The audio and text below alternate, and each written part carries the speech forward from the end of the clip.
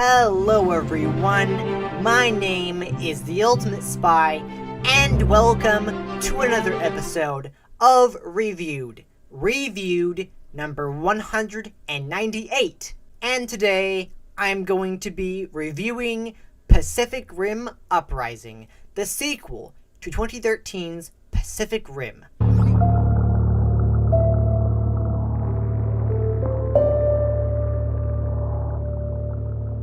So, what did I think of Pacific Rim Uprising? Well, I didn't think it was as good as the first film. One thing for sure is the direction is very different. Obviously not directed by Guillermo del Toro, or I don't know how I pronounce his name exactly. I think you can tell the kind of direction they were going for is very different. If you definitely feel like it almost feels like a standalone sequel because it's so different. But in general, I enjoyed it. I just don't think it was as good because there were definitely some things that they could have changed about it. I feel like it didn't feel like the scale was as big. Now, one of the things that I liked a lot was John Boyega in the role of Jake Pentecost, who is obviously the son of Stacker Pentecost, who is the marshal in the first film, played by Idris Elba. Jake in this film was played by John Boyega, who is obviously known as Finn in the Star Wars sequel trilogy. And it's interesting because I'm so used to hearing him with an American accent because of Star Wars. However, he's obviously British, and so he gets to talk normally in this film. And it's not weird. It's just it's interesting. Like, there's not a lot of films where I can actually get to see that, because the reason why he had to do an American accent in Star Wars, and for this film, it was he was playing the son of someone who was already British, so it kind of made sense. It was odd to see him talk like that, but at the same time, not really, because he talks like that all the time. In Star Wars, he talks like an American, so it's definitely different for me because I'm so used to seeing him in Star Wars, so that was the thing. In terms of timeline, this one takes place about 10 years after the first film, which is very odd because, well, for one thing, one of the characters doesn't look any different than he did in the first film, because obviously there's only a 5-year gap in between releases. The first film came out in 2013, this came out in 2018, so it's kind of a weird timeline thing. I know that the actress who plays Malcolm Murray is a lot older. She's definitely aged more. But, still, 10 years since the breach was closed and everything's fine. Now Newton is, going crazy. He wants to open the breaches again. That's the idea. And, he wants to essentially end the world, which is insane. So that's basically the timeline is 10 years. And it was a really good joke in the beginning of the film where Jake is narrating, and he's like, talking about, being in a mansion and it's better than living in a crappy apartment. And then the film pans to an apartment complex called Crappy Apartments. It's just a great joke. I really liked it. That was hilarious. Like, oh my god, it's really you mentioned crappy apartments and you get actual place called Crappy Apartments.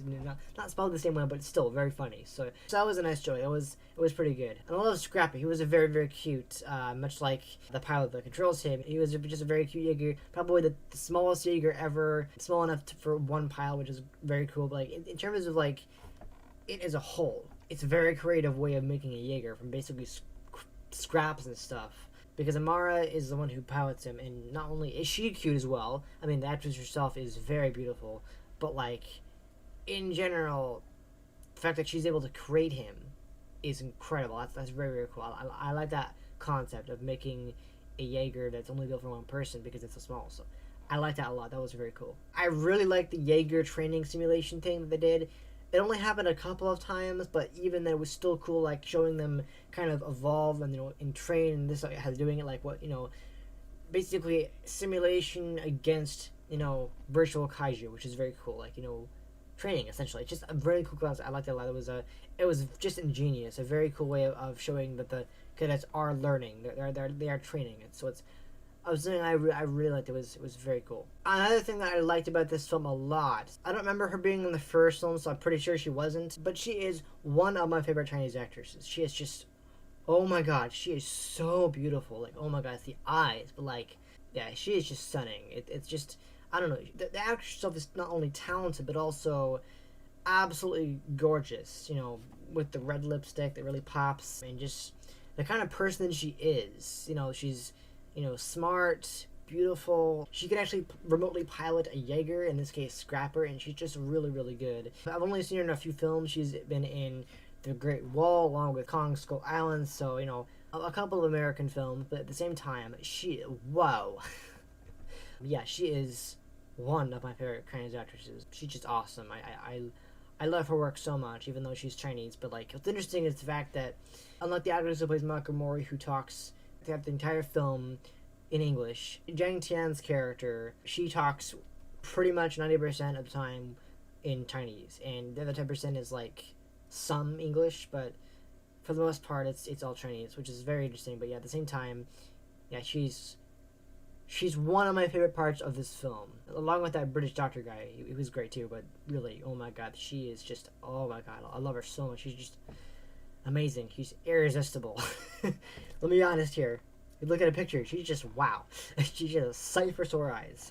That's me being honest here about the kind of person that she is. So, and one thing I liked about in this film was we get to see really the return of Gypsy, and in this film it's known as Gypsy Avenger, which is interesting because the first film was called Gypsy Danger, but I'm guessing it's like literally a namesake thing where it's just using a similar name, but in this case it's like quite literally just an upgraded version of Gypsy Danger, because if you look at the first film, it's different.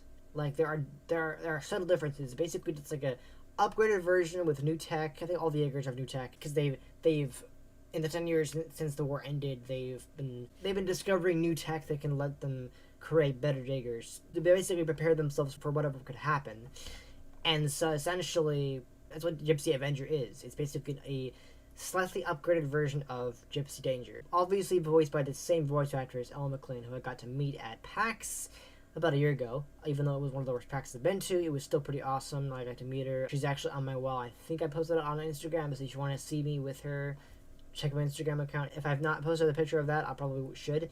But yeah, like, I got to meet her, and she was in the first film. Did not know she was in the second. I mean, it wouldn't make sense for her not to be in this one as well, but like, still, even though it's like a namesake, it's like they're just same thing. They obviously it's a bit different because the name's different. The basic design is the same, but they've obviously implemented different stuff. Like the chest piece is a bit different. Like there's another chest piece below that. It's like it's a little bit different, but at the same time, it's basically the same thing. Which is like it's kind of like in Halo with the Spartan program, basically just like an upgrade of the next program over, like a basic like a level up. Basically, it's kind of how I put it. So. I like that we got to basically get an upgraded version of the original, which is very cool. And what's interesting about Amara in this film is that she kind of, in a way, feels like in terms of her drift compatibility, she deals with a similar trauma, not exactly the same, but a similar trauma that Mako did in the first film, where she just had she had a faithful encounter with a kaiju very near to her. And it kind of traumatized her, and that's how Mara kind of deals with it, kind of in a similar way to Mako does. So I guess it kind of like she's like a replacement for who Mako is, except Mako in this film, older now, is no longer a pilot anymore. She's kind of like retired from that. So, but still, I kind of like how Mara takes on that mantle. It's very nice. Now, the main antagonist of this film, which is kind of crazy how it turns out, how it happens, is Newton, and Newton is played by Charlie Day from the first film. He comes back, and apparently since the first film, he's kind of like, fused with the precursors, and the precursors have infected him, so that he ends up, having a completely different personality. Kind of acts normal at first, and then suddenly, just goes crazy, and, wants to end the world essentially by planning something horrible, which in this case is opening the breaches again and allowing the kaiju to get through. At least, in this case, only 3 kaiju make it through, so that he can end the world. Because of how the kaiju could react to Mount Fuji, which could then, release a wave of solar energy, I think it is, and then, it basically can wipe out the entire Earth.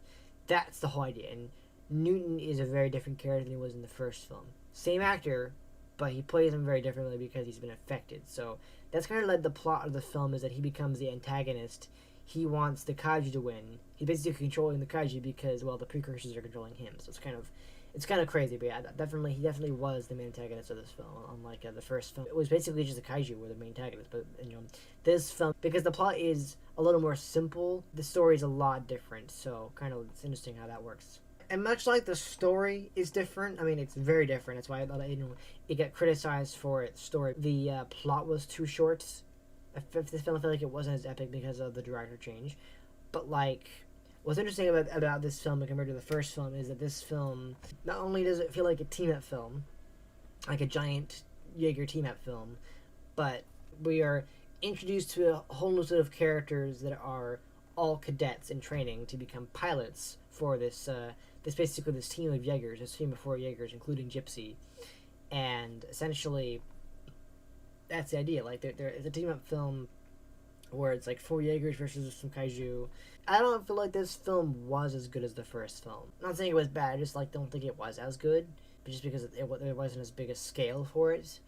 But I did enjoy it. I just don't think that because of how different it is and not the characters that were introduced, it just wasn't as big. But yeah, I definitely feel like it was more like a team up Jaeger film than anything else. So it kind of vastly different from what the first film was, which is basically it goes from a single Jaeger, in this case Gypsy Danger, to a multi-Jaeger team-up film. Taking down kaiju, basically. That's the idea. So, it's a very different film from the first one for sure. Now, one thing I didn't understand about this film that really made no sense, of course, the only explanation is just the fact that the actor was not present because he was filming another movie. And that's that Riley Bucket was not present in this film. He was the Jaeger pilot from the first film who piloted Gypsy Danger alongside Mako.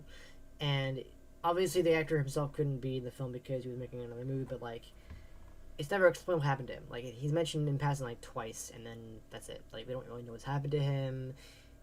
Maybe he died. Who knows? I mean, they think the idea is that they didn't want to mention him because they want to bring him back and then explain it, and if they make a third film, which hopefully they will, that he just wasn't there. He was missing in action, or he's just doing other stuff. It's I was a little bit butthurt about that. I just feel like if you're not going to include a character like that in the sequel, then at least explain what happened to him. That would have totally made things better. It would have made more sense than just oh yeah, these were heroes. They did great things. Well, what happened to those heroes?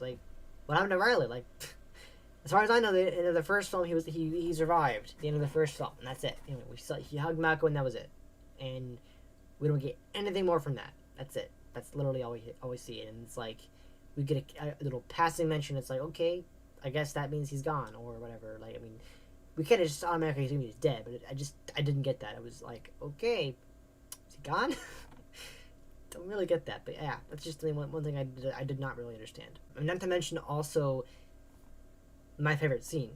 That's definitely the when the 3 kaiju. I'm pretty sure it's the 3 kaiju because I think 2 of them are injured or dead or whatever. I don't know. Newton, because he's evil, he basically gets these kaiju drone thingies. I don't know what they were like. They're little mini ones, and essentially we're able to fuse some kaiju together into one, and it's crazy. It's huge. But the other really really cool part is following the Jaeger, they line up in a team up. So it's you have the orange one who's and then you have the green one who's ball chain, and then you have another one where it's a whip, and then Gypsy Avenger's yeah, let's do this, the little claw thing.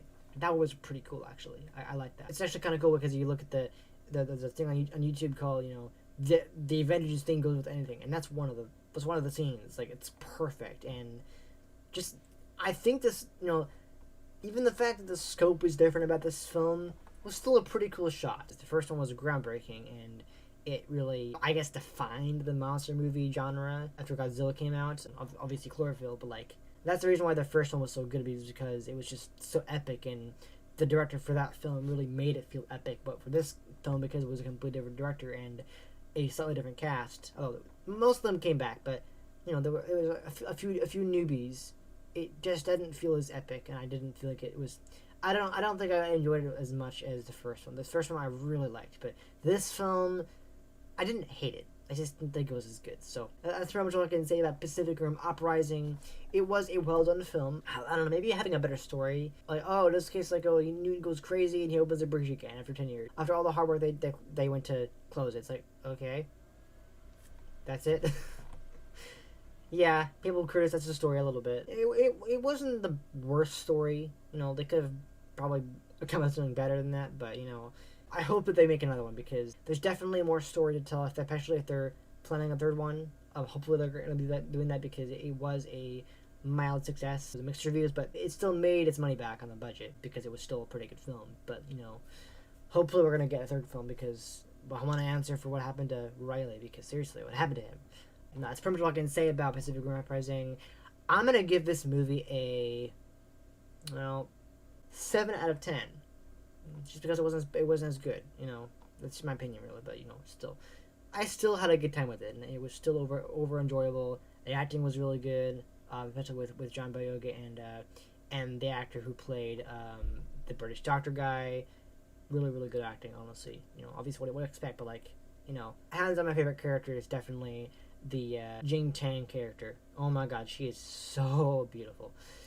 But anyway, that's pretty much all I can say. Here's to hoping to make a sequel down the road. Hopefully we'll have news about that in the next couple of years. It might be a while, but hopefully it'll still happen.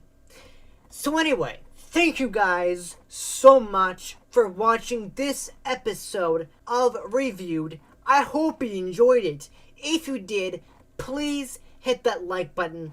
I really do appreciate it. And if you are new to this channel, subscribe for more episodes of this series. And if you haven't already, make sure you subscribe to my second channel where I do reaction videos. The link will be in the description. Also, make sure you click that bell so you'll be notified whenever I upload a video. And I'll be back next week with another episode. Alright? See ya.